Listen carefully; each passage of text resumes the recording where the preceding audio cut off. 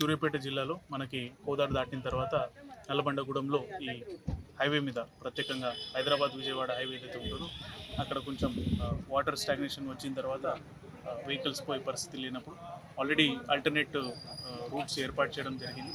Traffic ముందు నుంచి divert చేయడం జరిగింది. లోకల్లో ఉన్న వాళ్ళు కూడా ఎవరైతే ఆల్టర్నేట్ రూట్ తీసుకుంటున్నారో వారికి మనం ప్రొవైడ్ చేస్తూ ఉన్నాము. పోలీస్ టీం కానీ మిగతా జిల్లా యంత్రం కానీ అప్రమత్తంగా ఉంది. ఇప్పుడు ప్రస్తుతం ఇక్కడ వాటర్ రిసీడ్ కావడానికి కూడా మనం మానిటర్ చేస్తాం. రిసీడ్ అయిన వెంటనే ఇది హైవే మళ్ళీ రిస్టోర్ చేసి ఓపెన్ చేయడం జరుగుతుంది. Thank you.